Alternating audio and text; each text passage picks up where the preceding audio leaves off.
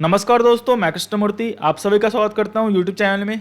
दोस्तों आज मैं आपको बताने वाला हूं कॉन्ट्रैक्ट स्पेसिफिकेशंस क्या होता है फ्यूचर कॉन्ट्रैक्ट का। मतलब जो भी आप ट्रेड करते हो कॉन्ट्रैक्ट, चाहे वो निफ्टी हो, बैंक निफ्टी हो, स्टॉक आपका फ्यूचर्स हो, तो उसमें क्या टर्मिनोलॉजी यूज होती है वो मैं आपको समझाने वाला हूं। यहाँ पे देख लो, contract specifications includes features of derivative contracts like maturity, कब उसका मैच्योरिटी होने वाला है, कॉन्ट्रैक्ट मल्टीप्लायर, कॉन्ट्रैक्ट साइज कितना का है, एक लॉट में कितना आपको क्वांटिटी मिलने वाला है, टिक साइज क्या होता है, चीज़ें सब बताने वाला हूँ।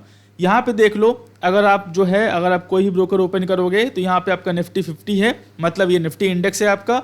यहाँ पे आपका निफ्टी का नवंबर का फ्यूचर चल रहा है, मतलब इस डेट को जो है नवंबर को जो है निफ्टी एक्सपायर होने वाला है। एसबीआई आपका जो है यहाँ पे आपका स्टॉक है, अंडरलाइंग है। एसबीआई का नवंबर का फ्यूचर जो है यहाँ पे आपको चलता हुआ दिख रहा है। यहाँ पे मैं आपको चीज़ें बताने वाला हूँ, इंस्ट्रूमेंट टाइप क्या होते हैं, अंडरलाइंग एसेट क्या होता है, एक्सपायरी कब होता है, open price, high price, low price, closing price, number of contract traded क्या होता है, टर्नओवर कितना है वॉल्यूम लैक्स में, और अंडरलाइंग वैल्यू क्या है वो मैं बताने वाला हूँ। चीज़ें आपको समझ में आ जाएंगी। यहाँ पे देख लो, इंस्ट्रूमेंट टाइप जो है आपका इंडेक्स फ्यूचर है। इंडेक्स फ्यूचर का मतलब है, यहाँ पे देख लो, अगर आप निफ्टी में ट्रेड करते हो, एक इंडेक्स में ट्रेड करते हो फ्यूचर्स में, उसको आप जो है इंडेक्स फ्यूचर बोल सकते हो। अगर मान लो ये एसबीआई होता तो यहाँ पे आपके सारे पैरामीटर्स एसबीआई के होते तो ये आपका होता है स्टॉक फ्यूचर। समझ गए? दो में ट्रेड होता है, इंडेक्स फ्यूचर और स्टॉक फ्यूचर। जो भी आप निफ्टी हो गया, फिन निफ्टी हो गया, आप बैंक निफ्टी हो गया, वो एक इंडेक्स है। अगर आप इंडेक्स में ट्रेड करोगे तो उसको बोलेंगे इंडेक्स फ्यूचर। अगर मान लो पीएनबी स्टॉक हो गया, एसबीआई स्टॉक हो गया, आपका कुछ मान लो टीसीएस हो गया, अगर आप पर्टिकुलर स्टॉक्स में ट्रेड करते हो फ्यूचर्स में, उसको बोलते हैं स्टॉक फ्यूचर। ये चीज़ समझ गए? यहाँ पे देख लो, अंडरलाइंग एसेट बोल रहा है यहाँ पे। अगर आप निफ्टी में ट्रेड कर रहे हो, जाहिर सी बात है उसका कोई अंडरलाइंग होगा। अंडरलाइंग का मतलब होता है जहाँ पे आपका सेटलमेंट होने वाला हो। तो यहाँ पे निफ्टी में अगर आप ट्रेड कर रहे हो फ्यूचर्स में, उसका अंडरलाइंग जो है निफ्टी 50 का इंडेक्स होगा। एसबीआई और आपने बाई किया है नवंबर का फ्यूचर, आपको पता है नवंबर में इसका एक्सपायरी है, last Thursday of the month. तो सेटलमेंट किससे होने वाला है? जिस चीज़ से आपका सेटलमेंट होने वाला है, आपके फ्यूचर्स का या ऑप्शंस का, उसको बोलते हैं अंडरलाइंग। तो अगर आपने एसबीआई बाई किया है तो जाहिर सी बात है आप पीएनबी शेयर्स में तो सेटलमेंट करने वाले हो नहीं, तो आप किस में करने वाले हो? आप करने वाले हो एसबीआई में। तो आपका अंडरलाइंग जो है, आपका अंडरलाइंग एसेट जो है आपका, वो आपका जो हो गया एसबीआई बैंक का शेयर हो गया। Concept clear? जो भी आप फ्यूचर्स एंड ऑप्शंस बाई करते हो, उसका अंडरलाइंग जो है आपका, जो भी आपका शेयर्स है, या फिर मान लो आप कमोडिटीज करते हो, गोल्ड का आप बाई करते हो फ्यूचर्स एंड ऑप्शंस, तो उसका अंडरलाइंग क्या होगा? गोल्ड होगा। तो सिंपल कॉन्सेप्ट है आपका, चीज़ें समझ गए? अगर आप बैंक निफ्टी का नवंबर फ्यूचर बाई करते तो उसका अंडरलाइंग क्या होता? उसका अंडरलाइंग होता बैंक निफ्टी का इंडेक्स, जहां पे आपका सेटलमेंट होना है at the time of expiry. ये आपका अंडरलाइंग एसेट का भी कॉन्सेप्ट समझ गए। एक्सपायरी डेट कब का होता है? एक्सपायरी डेट जो होता है, एक्सपायरी डेट का मतलब होता है उस दिन आपका कॉन्ट्रैक्ट जो है वो लास्ट डेट है, मतलब उस दिन आपका सेटलमेंट होने वाला है। तो मान लो नवंबर का फ्यूचर आपने बाई किया है, तो जाहिर सी बात है फ्यूचर्स में एक्सपायरी सेटलमेंट होता है आपका last Thursday of the month. अगर मान लो लास्ट थर्सडे को हॉलीडे है तो 1 वर्किंग डे बिफोर। अगर मान लो थर्सडे और वेडनेसडे दोनों दिन हॉलीडे है तो 1 वर्किंग डे बिफोर ट्यूसडे को होगा। एक्सपायरी के दिन क्या करते हो? जो भी आपका कॉन्ट्रैक्ट है उसको आप डिलीवरी लेते हो। और आपने कॉन्ट्रैक्ट बाई कर रखा है तो डिलीवरी अपने होल्डिंग्स में ले लो, और आपने कॉन्ट्रैक्ट सेल कर रखा है तो जो है आप डिलीवरी अपने होल्डिंग से जो है सेल कर दो, और पैसे जो है अपने फंड्स में आप ले लो। तो यही कॉन्सेप्ट होता है एक्सपायरी का। एक्सपायरी डेट जो है last Thursday of the month होगा। आप यहाँ पे जो है आपका ओपन प्राइस का मतलब 9:15 से लेके 3:30 तक मार्केट चलता है, मंडे टू फ्राइडे। तो मॉर्निंग 9:15 को जो प्राइस रहेगा आपका, वो आपका ओपनिंग प्राइस है। हाई प्राइस आज पूरे दिन में 9:15 से लेके 3:30 के बीच में कितना हाई गया उस कॉन्ट्रैक्ट का प्राइस, वो आपका हाई प्राइस है। लो प्राइस 9:15 से लेके 3:30 के बीच में सबसे लोएस्ट प्राइस कौन सा है, वो आपका लोएस्ट प्राइस दिखाएगा। प्रीवियस क्लोजिंग प्राइस मतलब आज मान लो ट्यूसडे है तो मंडे को क्लोजिंग, मतलब मंडे को 3:30 PM को क्लोजिंग प्राइस क्या था उसका, वो आपका प्रीवियस डे का, यहाँ पे प्रीवियस क्लोज का मतलब हो गया प्रीवियस डे का क्लोजिंग प्राइस है। तो ये भी समझ गए, ओपन, हाई, लो, क्लोजिंग प्राइस क्या होता है, कॉन्सेप्ट बिल्कुल क्लियर हो गया। इसके बाद जो है अंडरलाइंग इंस्ट्रूमेंट्स, अंडरलाइंग प्राइस मैंने बता दिया है आपको। निफ्टी फ्यूचर का आपको अंडरलाइन क्या होने वाला है? निफ्टी इंडेक्स होने वाला है, और उसका निफ्टी इंडेक्स का जो प्राइस रहेगा आपका, उसको बोलेंगे अंडरलाइंग प्राइस। एसबीआई बाई करते हो, एसबीआई फ्यूचर बाई करते हो, तो जाहिर सी बात है एक्सपायरी के दिन आपको एसबीआई का शेयर्स लेना पड़ेगा अपने डीमेट अकाउंट में, और पैसे आपको पे करने पड़ेंगे। तो जो आपका एसबीआई का नवंबर जो भी आपका कॉन्ट्रैक्ट है फ्यूचर का, उसका अंडरलाइन क्या होने वाला है? एसबीआई का शेयर्स होने वाला है, और एसबीआई का शेयर्स का जो प्राइस रहने वाला है वो आपका अंडरलाइन प्राइस आएगा। यहाँ पे सिंपल देख लो, निफ्टी 50 का प्राइस जो है 18,117 का है और यहाँ पे निफ्टी नवंबर फ्यूचर का प्राइस जो है 18,218 का है। ऑलमोस्ट आपका 100 रुपीज़ का डिफरेंस है यहाँ पे। इसके बारे में जब भी टॉपिक आएगा मैं एक्सप्लेन कर दूंगा ये 100 रुपीज़ का डिफरेंस क्यों है आपका। बाकी नेक्स्ट मंथ में जाओगे तो और ज़्यादा डिफरेंस होगा, वो डिफरेंस क्यों आता है मैं आसानी से समझा दूंगा आपको आने वाले टॉपिक में। तो यहाँ पे देख लो, आपको पता कैसे चलेगा कि मेरा किससे कंपेयर हो रहा है। तो जाहिर सी बात है, निफ्टी नवंबर फ्यूचर है, निफ्टी दिसंबर फ्यूचर है, निफ्टी जनवरी फ्यूचर है। आप कंपेयर किससे करने वाले हो, आपका सेटलमेंट किससे होने वाला है, तो निफ्टी इंडेक्स से होने वाला है। तो उसका प्राइस आपको देखना है। तो अंडरलाइंग प्राइस मतलब जो भी उसके अंडरलाइंग एसेट्स का प्राइस है कैश मार्केट में, उसको बोलते हैं अंडरलाइंग प्राइस। ये भी कॉन्सेप्ट क्लियर हो गया। एसबीआई हो गया नवंबर, दिसंबर, जनवरी, पीएनबी हो गया नवंबर, दिसंबर, जनवरी, 3 मंथ का कॉन्ट्रैक्ट ट्रेड करता है। अब जिस भी मंथ के कॉन्ट्रैक्ट में आप फ्यूचर बाई करोगे, आपका अंडरलाइंग जो है उसका कैश मार्केट में जो स्टॉक्स है या फिर जो इंडेक्स है वो रहने वाला है और उसका प्राइस जो रहेगा वो आपको अंडरलाइंग प्राइस कहलाता है। अंडरलाइंग प्राइस को जो है स्पॉट प्राइस ही बोल सकते हो, जहां पे मतलब स्पॉट प्राइस का मतलब जो आपका कैश मार्केट में जो है प्राइस चल रहा है। सिंपल कॉन्सेप्ट समझ लो, कैश मार्केट का मतलब जहां से आप डिलीवरी ले सकते हो पूरे पैसे पे करके। सिंपल कॉन्सेप्ट है, ये चीज आप समझ गए। अब आते हैं नेक्स्ट वाले स्लाइड में। यहाँ पे देख लो, कॉन्ट्रैक्ट मल्टीप्लायर है और कॉन्ट्रैक्ट साइज है, दोनों एक ही टर्म है आपका, कॉन्ट्रैक्ट मल्टीप्लायर और कॉन्ट्रैक्ट साइज। ध्यान रखना ये चेंज होता रहता है, लेकिन आपको कॉन्सेप्ट क्लियर कर दे रहा हूँ, दिक्कत नहीं होने वाली। आप मान लो यहाँ पे आप एसबीआई बाई कर रहे हो 1 लॉट, अगर आप बाई कर रहे हो तो कितना का यहाँ पे क्वांटिटी दिखा रहा है 1500, मतलब आपको 1500 के मल्टीपल में ही बाई सेल करना होगा। सर मैं 1600 ले सकता हूँ, नहीं ले सकते। सर मैं 2000 ले सकता हूँ, नहीं ले सकते। यहाँ पे आपको 1500 1 लॉट लेना है तो सर मैं 2 लॉट में 2000 ले सकता हूँ, नहीं ले सकते। 2 लॉट में 3000, 3 लॉट में 4500, 4 लॉट में 6000। आपका जो है ऐसे चलता रहेगा, प्राइस आपको यहाँ पे दिखता रहेगा। तो यहाँ पे जो है जो आपका कॉन्ट्रैक्ट मल्टीप्लायर है, कॉन्ट्रैक्ट साइज है, उसमें कितना क्वांटिटी है, एक लॉट में कितना क्वांटिटी है, उसको बोलेंगे कॉन्ट्रैक्ट साइज। सिंपल टर्म में आप ये समझ लो, अगर आप निफ्टी बाई करते हो एक लॉट में 50 क्वांटिटी है तो कॉन्ट्रैक्ट साइज उसका 50 का हो गया। अगर मान लो आप बैंक निफ्टी बाई करते हो तो फिलहाल अभी 1 लॉट में जो है 25 क्वांटिटी है तो 25 उसका कॉन्ट्रैक्ट साइज हो गया। कॉन्सेप्ट समझ में आ गया। अगर कोई बोल रहा है आपसे 10 लॉट बाई करने के लिए और वहाँ पे एग्जाम में सवाल आएगा कि इसमें कितना कॉन्ट्रैक्ट साइज है, कितना, एक लॉट में आपको मान लो 50 क्वांटिटी है तो 10 लॉट में इसका कॉन्ट्रैक्ट साइज या कॉन्ट्रैक्ट मल्टीप्लायर क्या रहने वाला है। तो जाहिर सी बात है, जितना लॉट है उसको एक लॉट में जितना क्वांटिटी है उससे मल्टीप्लाई कर देना। 10 लॉट निफ्टी का मतलब 1 लॉट में 50 क्वांटिटी, 10 लॉट में 10 × 50 equal to 500 quantity. Concept clear. एक और चीज आएगा, लॉट को डिसाइड कौन करता है, लॉट को जो है सेबी डिसाइड नहीं करती है, लॉट को डिसाइड करता है एक्सचेंज। वो चीज ध्यान रख लेना। कॉन्ट्रैक्ट साइज जो है वो डिफरेंट रहेगा आपका, डिफरेंट आपका स्टॉक का, पीएनबी का अलग हो सकता है, एसबीआई का अलग हो सकता है, लेकिन आपका निफ्टी का इंडेक्स का अलग रह सकता है, आपका क्या बोलते हैं बैंक निफ्टी का अलग रह सकता है। Concept clear. ये भी चीज समझ गए। कॉन्ट्रैक्ट मल्टीप्लायर, कॉन्ट्रैक्ट साइज क्या होता है, क्या मैं इसको मॉडिफाई कर सकता हूँ लॉट साइज को, नहीं कर सकते। जो लॉट साइज ऑलरेडी डिस्क्राइब है, जो आपका दिया गया है, उसी में आप मल्टीप्लायर में उसको ट्रेड करो। 1500, 3000, 4500 उसको बोलेंगे कॉन्ट्रैक्ट मल्टीप्लायर। समझ गए। उसी आपको जो है लॉट साइज में जो है जो भी क्वांटिटी दिया गया उसमें आपको ट्रेड करना होगा। ये भी कॉन्सेप्ट क्लियर। यहाँ पे आपको एक चीज पूछ सकता है, कॉन्ट्रैक्ट वैल्यू क्या होता है। तो कॉन्ट्रैक्ट वैल्यू मतलब जो भी फ्यूचर का प्राइस है, आप स्पॉट का प्राइस मत लेना, इसका कैश मार्केट में प्राइस क्या चल रहा है। कॉन्ट्रैक्ट वैल्यू मतलब जो कॉन्ट्रैक्ट आप बाई कर रहे हो उसका वैल्यू क्या है। तो जाहिर सी बात है, कॉन्ट्रैक्ट वैल्यू का मतलब होगा फ्यूचर प्राइस, मान लो 598.5 रुपीज चल रहा है, उसको मल्टीप्लाई कर दो लॉट साइज से। तो जाहिर सी बात है 598.5, यहाँ पे आपको 2 लॉट है, लेकिन इसका 1 लॉट का जो है आपका वैल्यू एसबीआई का जो है 1500 क्वांटिटी है, तो 598.5 इंटू 1500 करोगे तो आपको कॉन्ट्रैक्ट का वैल्यू जो है निकल जाएगा। ये भी आपको सवाल आ सकता है एग्जाम में, कॉन्ट्रैक्ट वैल्यू निकालने के लिए आपको बोलेगा 10 लॉट का जो है आपका क्वांटिटी है मान लो 500। जाहिर सी बात है 10 लॉट का क्वांटिटी 500 है, मतलब 1 लॉट में कितना क्वांटिटी हो गया, 50 क्वांटिटी हो गया। ऐसे आपको बेसिक का सवाल पूछेंगे, आपको थोड़ा माइंड लगाना पड़ेगा। वो आपके ऊपर डिपेंड करता है कि सवाल पूछता क्या है और आपको उसको टैकल कैसे करते हो, क्योंकि ये जो है वो बेसिक कॉन्सेप्ट है आपका। बस चीज़ें आपको समझ में आनी चाहिए, आपको फिर दिक्कत नहीं होगी। समझ गए कॉन्ट्रैक्ट वैल्यू क्या होता है। एक कॉन्ट्रैक्ट वैल्यू कितना होगा, 1 लॉट का कॉन्ट्रैक्ट वैल्यू कितना होगा, फ्यूचर का साइज कितना है, एसबीआई का फ्यूचर का साइज 1 लॉट का 1500 क्वांटिटी है, तो 1500 क्वांटिटी इंटू जो प्राइस चल रहा है फ्यूचर का, उस प्राइस को आप मल्टीप्लाई कर दो, आपका कॉन्ट्रैक्ट वैल्यू निकल गया। ये भी कॉन्सेप्ट क्लियर।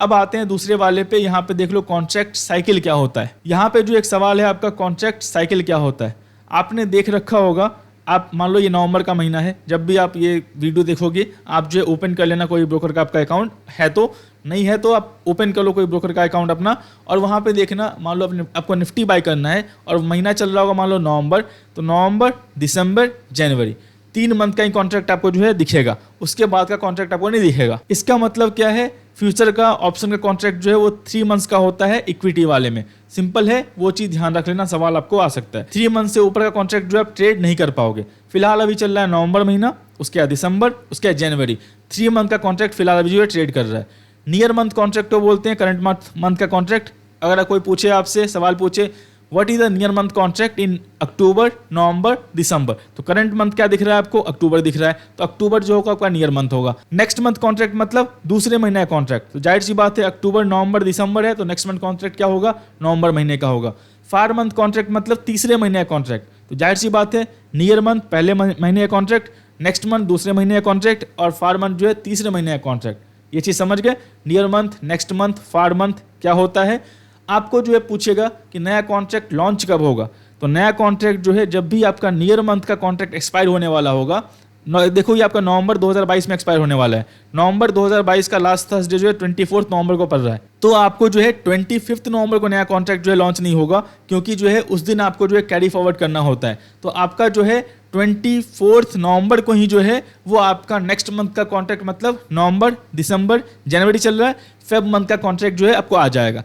तो नवंबर महीने का लास्ट डे है आपका, जैसे ही आपका 330 को मार्केट क्लोज होगा उसके बाद नेक्स्ट डे से दिसंबर, जनवरी और फेब मंथ का जो है कॉन्ट्रैक्ट आपको ट्रेड करता हुआ दिखेगा। नवंबर मंथ का कॉन्ट्रैक्ट जो है ट्रेड करना बंद कर देगा, क्योंकि उसका वो लास्ट डे था एक्सपायरी का, उस दिन जो है सेटलमेंट हो गया है जिसका होना था। बाकी जो है नेक्स्ट मंथ से दिसंबर, जैन और फेब 3 मंथ का कॉन्ट्रैक्ट जो है ट्रेड कर रहा है। कॉन्सेप्ट समझ गए। अगर आपसे कोई पूछे कि नेक्स्ट मंथ का कॉन्ट्रैक्ट कब लॉन्च होता है, तो नियर मंथ का एक्सपायरी जब होता है उस दिन जो है नेक्स्ट मंथ का कॉन्ट्रैक्ट आपको लॉन्च हो जाएगा, last Thursday of the month को, और हॉलीडे है तो 1 वर्किंग डे बिफोर।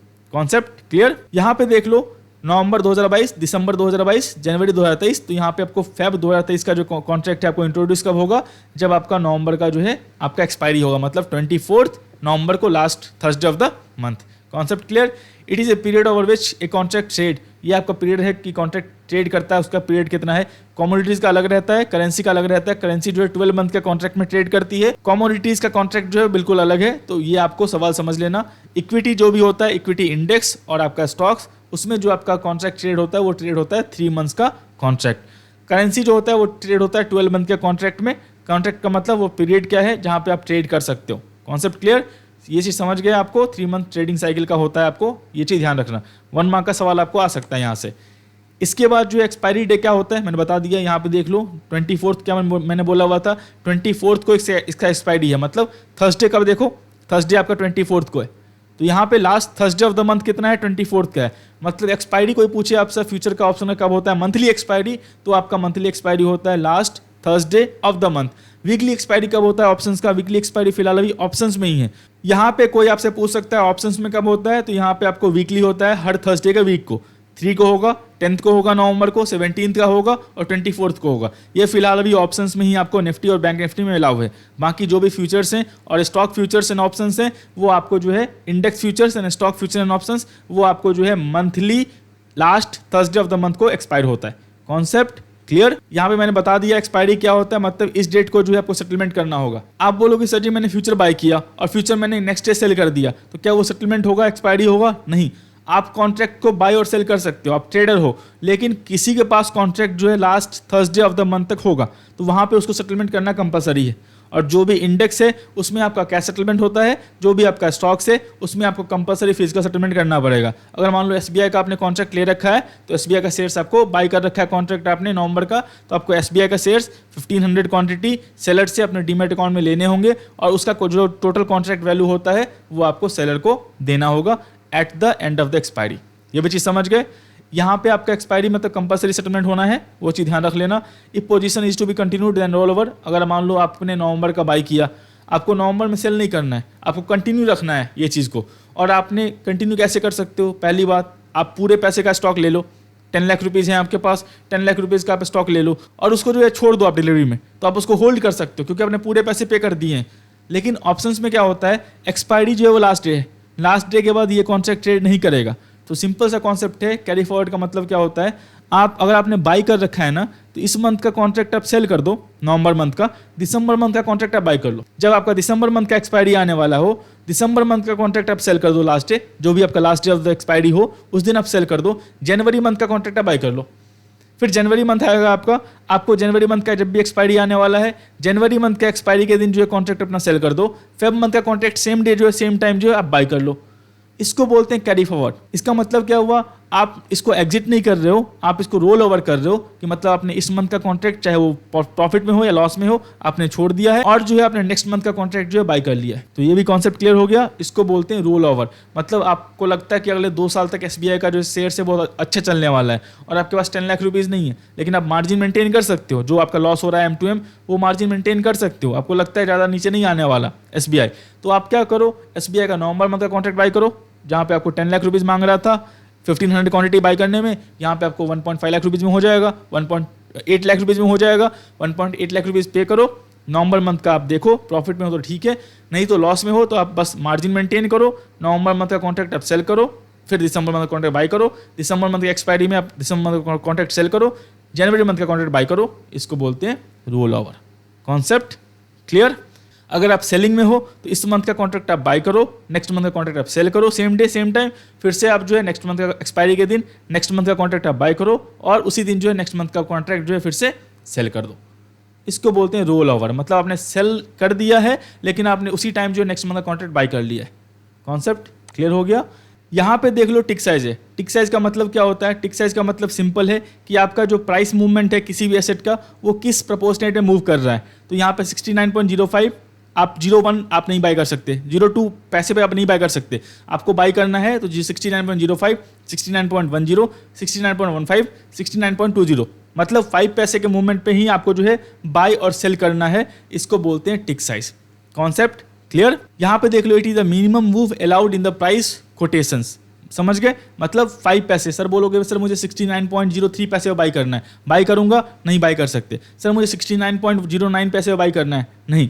5 पैसा, 10 पैसा, 15 पैसा, 20 पैसा, ऐसे ही आप बाय और सेल कर सकते हो। आप अपने मन से कोई प्राइस नहीं डाल सकते। तो जो मिनिमम प्राइस है, जिस प्राइस पे आपका एसेट मूव करता है, उसको बोलते हैं टिक साइज। ऑफर प्राइस का मतलब होता है सेलर प्राइस। सेलर जो है इतना क्वांटिटी इस प्राइस पे सेल करने के लिए तैयार है। बिड प्राइस का मतलब होता है बायर प्राइस। से बायर जो है इतना क्वांटिटी इस प्राइस पे बाय करने के लिए तैयार है। अगर मान लो ऑफर प्राइस और बिड प्राइस में डिफरेंस ज़्यादा है तो वो स्टॉक इलिक्विड है, वहाँ पे आप मार्केट में बाय सेल मत करना। तो टिक साइज का भी मतलब आप समझ में आ गया। डेली सेटलमेंट होता है और होता है फाइनल सेटलमेंट। डेली सेटलमेंट का मतलब क्या होता है? जो भी आपका M2M दिखता है ना, M2M जो भी आप ट्रेड करते हो फ्यूचर्स में, exchange follow daily settlement procedure for all open F&O contracts. Open F&O contract का मतलब क्या होता है? वो कॉन्ट्रैक्ट जो अभी तक सेटलमेंट नहीं हुआ है, आपने बाय किया है, सेल नहीं किया, सेल किया है, बाय नहीं किया, मतलब कॉन्ट्रैक्ट जो है क्लोज नहीं हुआ अभी तक।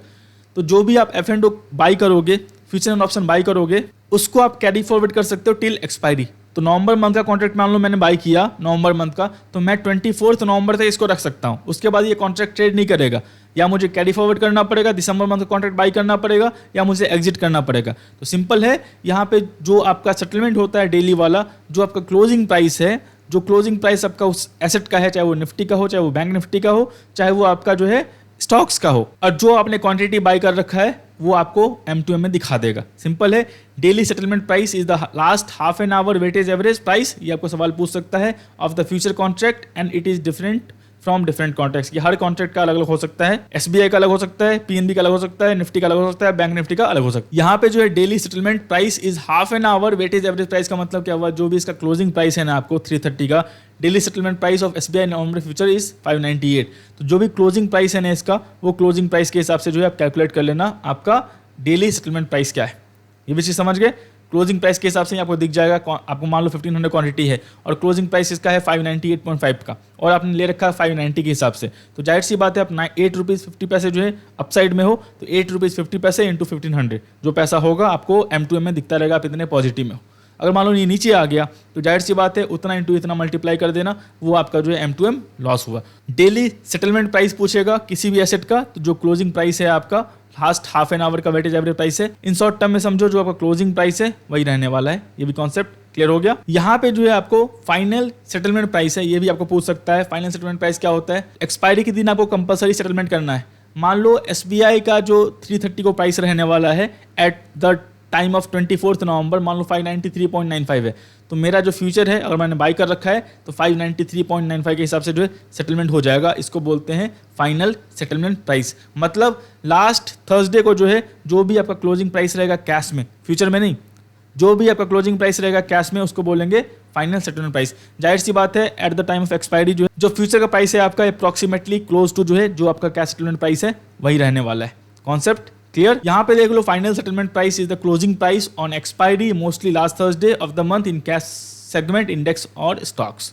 कॉन्सेप्ट क्लियर हो गया? मान लो 24 नवंबर को क्लोजिंग प्राइस जो है 593.95 का है और आपने 1500 क्वांटिटी बाई किया है, तो जाहिर सी बात है 593.95 इंटू 1500 क्वांटिटी, उतना पैसा फंड में रखो, वो जो ब्रोकर है आपका वहाँ से पैसे निकाल लेगा और जो आपको 1500 क्वांटिटी SBI का है वो आपके जो है डीमेट अकाउंट में डाल देगा T+2 या 3 वर्किंग डेज के अंदर। ये भी कॉन्सेप्ट क्लियर हो गया। फाइनल सेटलमेंट प्राइस क्या होता है? फाइनल सेटलमेंट प्राइस जो है वो आपका जो है closing price of the asset है, अंडरलाइंग एसेट है at the time of expiry. इसके बाद जो है सवाल आता है ट्रेडिंग आवर क्या होता है। ट्रेडिंग आवर जो F&O का है, फ्यूचर एंड ऑप्शन का है, वो 9:15 AM से लेके 3:30 PM के बीच में है, मंडे टू फ्राइडे। इसी बीच में आप ट्रेड कर सकते हो F&O को। Exchange publish list of annual holiday, आपको जो एक्सचेंज है आपको ट्रेडिंग हॉलीडे और एनुअल हॉलीडे का जो है लिस्ट आपको पहले ही प्रोवाइड कर देती है। ट्रेडिंग हॉलीडे में पूरा क्लोज रहेगा मार्केट, जहाँ पे आपको कोई भी ट्रेडिंग नहीं कर सकते। क्लियरिंग हॉलीडे में क्या होता है? क्लियरिंग हॉलीडे में जो है मार्केट आपका ओपन रहेगा, ट्रेडिंग आप कर सकते हो, लेकिन जो सेटलमेंट होता है आपका पैसे का और स्टॉक्स का डीमेट अकाउंट में और उसके फंड्स में रिलीज होने का, वो आपको नहीं हो पाएगा क्योंकि बैंक बंद रहते हैं। तो आपको जो सेटलमेंट होने वाला है वो होने वाला है नेक्स्ट वर्किंग डे। ये भी कॉन्सेप्ट क्लियर? तो दोस्तों मैं आशा करता हूँ वीडियो जो है आपको अच्छा लगा, वीडियो अच्छा लगा लाइक करें, सब्सक्राइब करें, शेयर करें। तब तक के लिए दोस्तों धन्यवाद।